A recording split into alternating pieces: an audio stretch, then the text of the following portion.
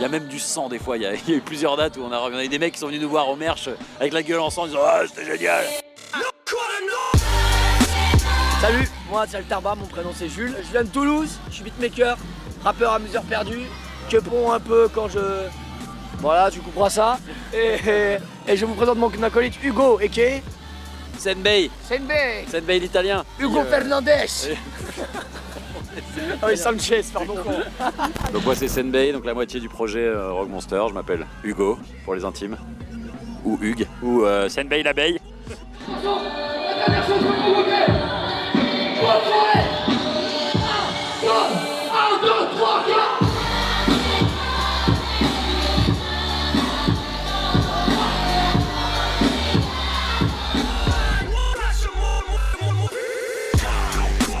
Oh, je ne sais plus. Oh, je sais pas. Au détour d'un chemin, d'un labyrinthe. Au détour d'un backstage, sûrement à la sortie des toilettes, nous étions là, nous avons croisés. Il me semble que c'était à la Bellevilloise. Où je l'ai regardé de loin, je fais ah c'est lui Alterba. C'est ce genre de mépris de beatmakers qui ne se connaissent pas. Moi je l'ai pas regardé, du coup je savais pas que c'était Senbei. Il est plus petit que sur ses photos de presse. Hein. On s'est pas parlé tout de suite. Il y a eu une période de clash. Non, en fait, on était dans le même label. On a sorti des trucs dans le même label. Et puis, au fur et à mesure, on a fini par se dire bonjour un jour. Et puis après, c'est devenu pour toujours. Nous sommes les monstres coquins à présent. Les coquins monstrueux. D'abord, notre côté coquin et monstrueux nous a... Ce Rogue Monster veut dire monstre coquin, ça sonne mieux en anglais quand même. Rogue Monster, monstre coquin. Bah écoute, à la base on s'était dit qu'on allait faire un EP ou au moins tester de faire une ou deux chansons ensemble vu qu'on avait des styles quand même assez similaires, qu'on écoutait la musique de chacun et de fil en aiguille, d'un morceau à l'autre, l'entente allant bien et les morceaux aussi, on s'est dit vas-y on va faire un projet et plus le scud avançait, plus les morceaux étaient de mieux en mieux en fait. Nos premiers morceaux c'est au final, ils sont bien mais l'album devenait de plus en plus super saiyan, tu vois, à la fin, la troisième transformation, le monstre coquin. Bah ça s'est fait assez naturellement en fait quoi. On se mettait tous les jours chez moi sur mon ordi et puis les idées, on prenait les idées de l'un et de l'autre donc des fois moi j'avais l'impression de plus modérer les idées de Jules parce que Jules il réfléchit très vite et moi j'ai pas le temps de suivre tu vois avec la souris puis moi aussi j'avais envie de mettre mes idées dans les morceaux mais ouais non c'était voilà en permanence en train de discuter, d'échanger, de chercher des samples ensemble, chercher des idées ensemble, etc. Enfin, vraiment échanger, discuter, et c'est ça qui a fait qu'on a enchaîné les morceaux assez vite en fait, et ça s'est super bien passé quoi. Ah bah on aime bien les ribs tous les deux, les ribs de porc. Les ribs de porc, les ramen, personnellement j'adore les bonbons, lui pas. Ah, mais bon, bien, mais moi ça me fait mal aux dents. Ouais en fait c'était nos influences communes aussi qui ont un peu donné le fil rouge au scud en fait, ce qui nous ont permis de voir de trouver chaque direction des morceaux, c'est-à-dire vu que les albums personnels en général tu pars dans des trucs justement plus introspectifs ou enfin, je sais pas. Là on s'est dit on va à la fois donner des ambiances un peu plus profondes mais d'autres plus épiques. D'ailleurs l'album devait s'appeler Épique et profond. Ça sonnait un peu porno Game of Thrones. Épique et profond. C'était pas drôle, encore une fois. Je suis fatigué, pardon. Et puis voilà, en fait, c'est ça, du punk rock au hip-hop des années 90, même 2000, la trap, l'électro, tout ça. Tout se retrouve, le rock psychédélique, tout se retrouve dans ce joyeux bordel.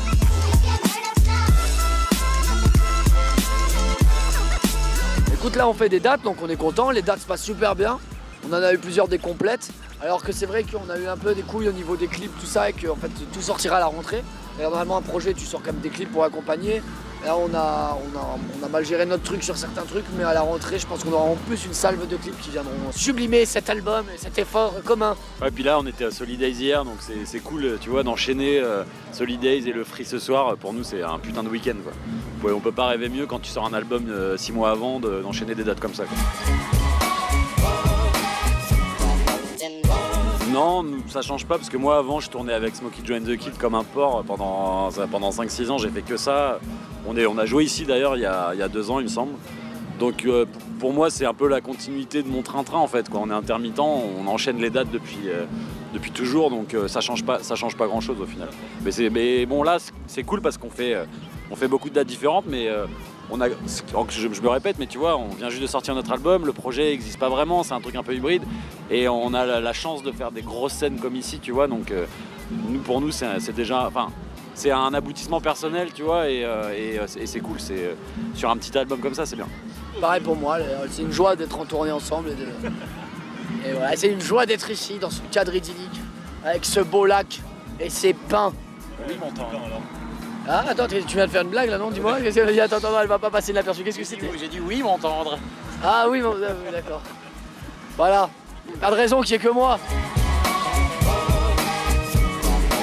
Oh putain, ouais, ça va chier. On va aller partout. Il y a beaucoup de dates jusqu'à la fin de l'année là, et même après. Nous, on pensait qu'on allait tourner que jusqu'à la fin de l'année.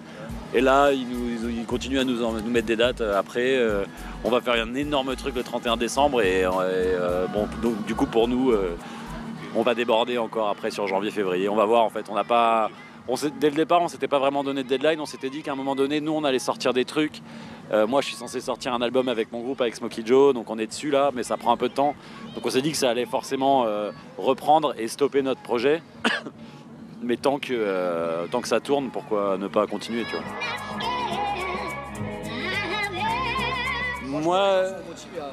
Moi, quand on a fait l'album et après on a commencé à penser au live, on s'est dit qu'on allait faire un truc assez festif, globalement, assez cool, même avec des phases dark quand même dans le live et dans les morceaux.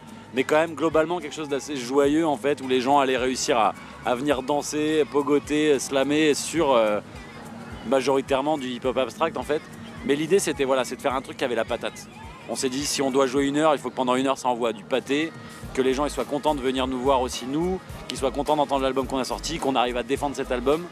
Donc voilà, on s'est dit on va faire un live qui va vraiment envoyer du steak et où nous aussi on va s'amuser, on va pouvoir prendre le temps de justement s'amuser avec les gens aussi quoi. Échanger avec les gens et que tout le monde se marre en fait. On doit le représenter, mais j'ai pas été ramassé nous les puceaux ou pas? Vous allez leur montrer comment ça se passe. À 4, c'est la guerre. Vous êtes prêts ou quoi?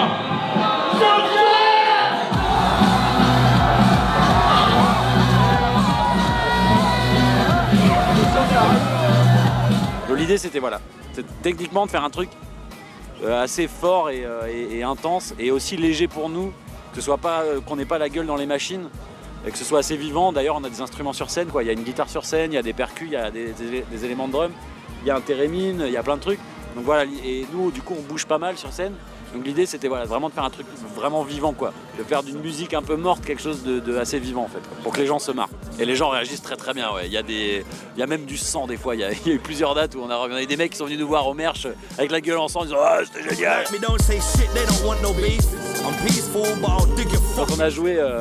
Quand on a joué à Paris, en fait, à la release, moi j'ai sauté dans la foule, bon je le referai pas à chaque fois, tu vois, au moment où on faisait un Wall of Death, et je me suis retrouvé avec un mec en sang, tu vois, sur la gueule, puis le mec est venu nous voir à la fin du concert, il était trop content, et après on a fait la release à Bordeaux, et j'ai prévenu les gens la veille, j'ai dit je vous préviens, il y a des gens qui saignent quoi pendant les concerts, donc faites attention à vous, et bim, ça a pas loupé, on a re-eu un mec plein de sang et tout. Donc, nous on est contents parce qu'on aime bien le métal, on aime bien le punk, alors...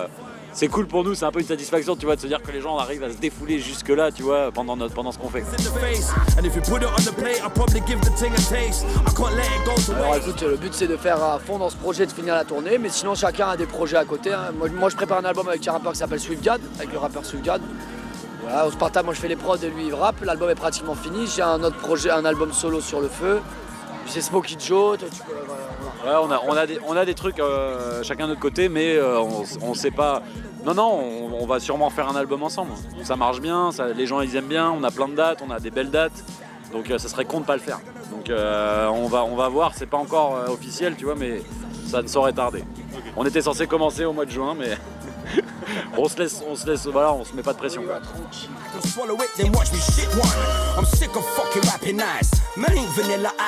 Alors j'ai dit on vient d'arriver, donc moi je trouve déjà que le cadre est super, mais après je pourrais t'en dire un peu plus dans quelques heures. Ça va ou pas? Refais l'interview à 5h du mat, et alors là je serai très loquace mon ami.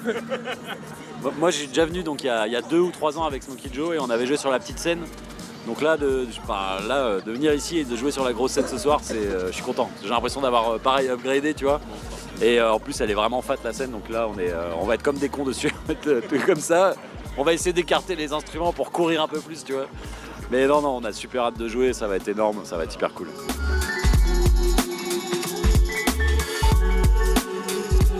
Bien, continuez. Continuez, donnez-nous l'argent. Non, merci. Merci d'écouter l'album et de venir nous voir. Et ça défonce. On passe vraiment des bons moments avec les gens. En plus, à chaque fois, il y a toujours des gens qui viennent nous voir, dire ah, Senbei et tout. Je connais ce morceau de 2008. Donc, pareil avec Jules, il y a toujours des mecs devant qui chantent les morceaux de Drugs Brigade. Donc, il y a des espèces de fans ultimes qui sont toujours au premier rang, qui s'arrachent la gueule et on les remercie vraiment, ces gens-là, quoi.